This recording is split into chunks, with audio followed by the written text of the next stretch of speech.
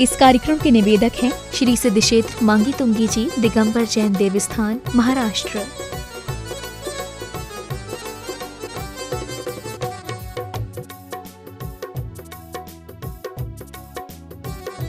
मैं परम पूज्य जिनेंद्र प्रभु को भाव से वंदन करूं, मन वचन काय त्रयोग पूर्वक शीश चरणों में धरूं।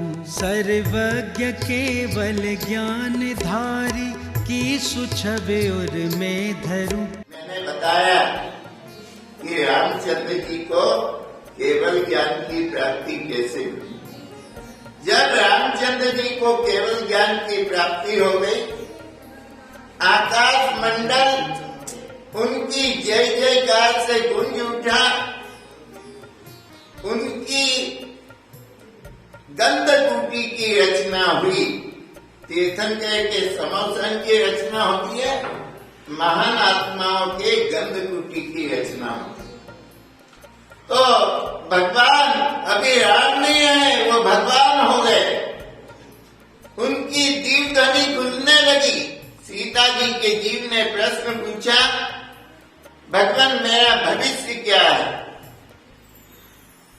तो दीव ध्वनि में खिला, भविष्य काल के अंदर रावण का जीव तो तीर्थंकर होने वाला है और उनके मुख्य गंधर्व बन के तुम मोक्ष में जाने वाले हैं। और कई प्रश्न पूछे, कई भक्तों ने अपने प्रश्न पूछे और भगवान ने अपना समाधान किया। दीव ध्वनि खिलती रही, धर्मात्मक वर्षा होती रही। कई जगह उन्होंने परिभ्रमण भी किया, लेकिन अंत समय जब साधना की उच्चतम सीढ़ियां चढ़नी पड़ती हैं, वे आए तुंगी गिरी पर। वहीं से उन्होंने निर्वाण को प्राप्त किया। देखिए, मांगी तुंगी तो हम कहते हैं, लेकिन इस पर्वत का नाम तुंगी गिरी है। तुंग कहते हैं जिसका शिखर ऊंचा हो, और गिरी नाम पहाड़ का है। गगनचुंबी शिखर है, इसलिए पूरा पर्वत ही तुंगी गिरी है। लेकिन पहाड़ की दो चोटियां हैं, एक के नीचे मांगी नाम का गांव और दूसरे के नीचे तुंगी नाम का गांव, इसलिए लोग इसे मांगी तुंगी का पहाड़ कहते हैं। आध्यात्मिक अर्थों में मांगी से हम मांगते हैं और तुंग कहते हैं उस उच्चतम शिखर को, अंजे मोक्ष को। तो हम मांगते हैं मोक्ष को, इसलिए इसका नाम मांगी तुंगी पड़ा। आगे का इतिहास कल।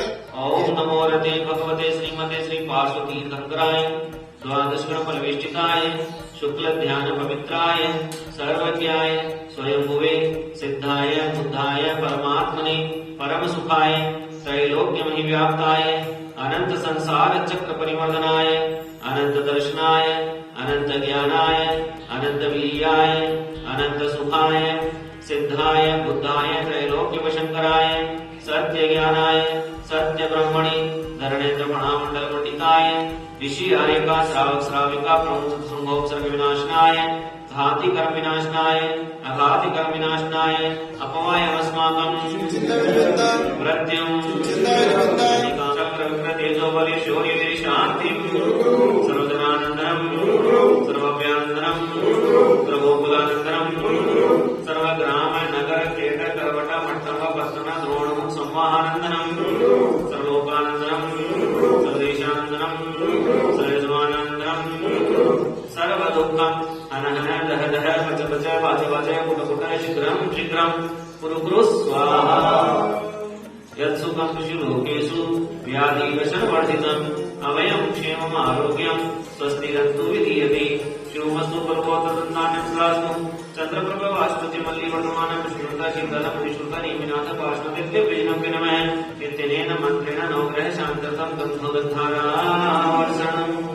माध्यमाचे जम्मूद्वीपीय क्षेत्रे आरखंडे भारत देशे महाराष्ट्रांते मांगीतुंगी सिद्ध क्षेत्रे विश्वेतर सात चिंतामणी पहाटे चंद्र कमले भाद्रपद मासे उत्तम मासे फाल्गुन मासे चैत्र मासे मध्य पक्षे पंचमी ऋतू मंगलवासरे मुनी अधिकारी श्रावक चुलक्षुलिका सगम जयंता परपूज्य आचार्य श्री वासुदेवादी पंचम पटाचार्य श्री वर्धमान सगरपाल प्रसन्न मंगल सानिध्ये परपूज्य आचार्य श्री कीर्तनिवासी सत्संग मंगल सानिध्ये सर्व यजमानस्य धर्मजयती श्री सुमतिलाजी मानकुमार देवी ईशा हित कमलेश भरत लोकेश मुकेश सीमा संगीता तन्मयी ज्योति आशीष हिना सुशील आचल निवेश मयंक दिया दत्ती आदि मोक्षा सर्व परिवारस्य श्री सुरेश भाई उमराव देवी महेंद्र सुरेश कुमार पुष्पा महेंद्र कुमार मंजू राजेंद्र मीना दिनेश शिल्पी शैलेंद्र शोभा मनोज ध्रुवी वर्षा गर्भ जिनेन्द्र सर्व परिवार से डॉक्टर ग्रंथलाल डवारा सौभाग्य शशिदेवी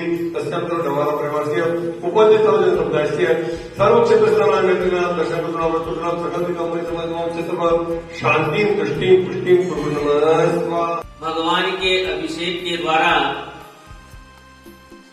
भगवान की पूजा के द्वारा, भगवान की अर्चना के द्वारा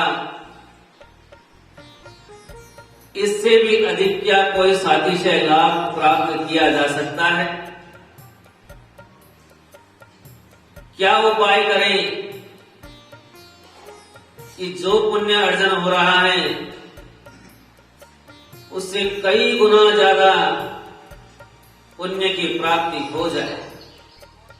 जो पुण्य श्रवणों को प्राप्त होता है,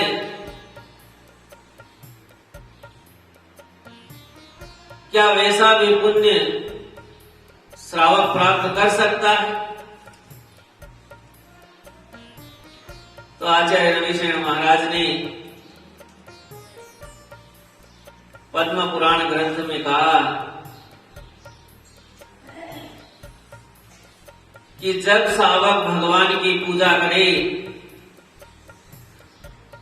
भगवान का अभिषेक करे, उसके पूर्व यदि वो प्रतिज्ञा कर ले कि हे भगवान, मैं जब तक आपकी शादी से पूजा को करूंगा तब तक मेरा संपूर्ण हिंसा का त्याग है। यदि वो ये नियम करके भगवान की आराधना करता है, अभिषेक पूजा करता है, तो उसके पुण्य में कई गुना वृद्धि हो जाती है। यदि वो प्रतिज्ञा कर ले कि हे भगवान, अभी प्रतिज्ञा कब करना, ये प्रश्न खड़ा हो जाता है।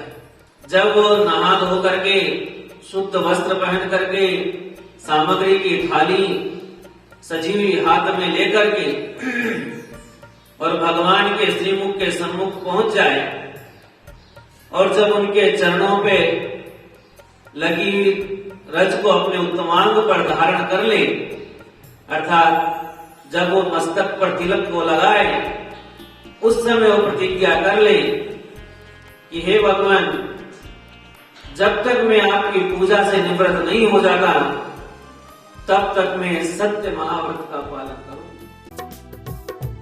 इस कार्यक्रम के निवेदक थे श्री सिद्ध क्षेत्र मांगी तुंगी जी, दिगंबर जैन देवस्थान, महाराष्ट्र।